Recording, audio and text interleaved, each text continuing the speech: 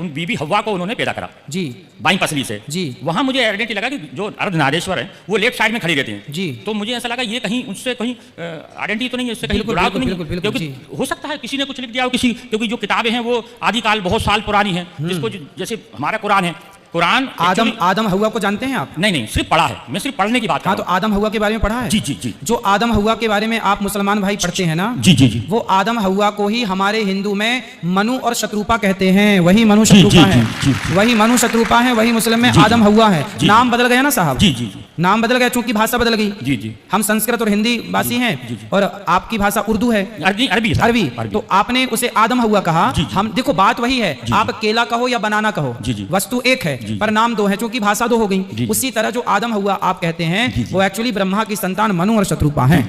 हमारे यहाँ उनका उल्लेख है। जी जी, ये मेरा सवाल का आपने आइडेंटिटी कर दी। एक दूसरा सवाल हो है जी, एक और नबी हमारे यहाँ आए थे, नूह अस्सलातु वस्सलाम। जी। आपके जैसे अभी अपने देश के प्रधानमंत्री श्री मोदी जी जो हैं वो वहाँ नाम कहाँ नीचे गए थे अभी, उसको कौन सी वो है, द्वारिकाधीश जो है वो पानी के अंदर है, पानी के अंदर। उस संबंध में भी एक किस्सा हमारी किताब के अंदर है। एक नबी थे नूह अस्सलातु वस्सलाम, जब उन्होंने अपनी कौम से कहा कि ईश्वर एक है, इसकी आराधना करो, इसके अलावा दुनिया के अंदर कोई देने वाला नहीं, सिर्फ ईश्वर है जो सबको दे सकता है, मुझे भी दे सकता है। इस बात को कहने के लिए उन्होंने सारी अपनी कौम से बोला, तो उनकी बीवी बच्चे किसी ने उस चीज को नहीं माना, लेकिन उनको मानने आइडेंटिटी उनकी बात को मानने वाले 85 लोग रहे। तो फिर उन्होंने ईश्वर से ये कहा कि अल्लाह ये सारी कौम तो सुनती नहीं है जी। तो फिर अल्लाह की तरफ से एक मैसेज आया, ये नूह अपने लोगों से कहो जल्दी ही इस कौम को मैं नस्ते नाबूद कर दूंगा, पानी से डुबा दूंगा। अच्छा, डुबा दूंगा।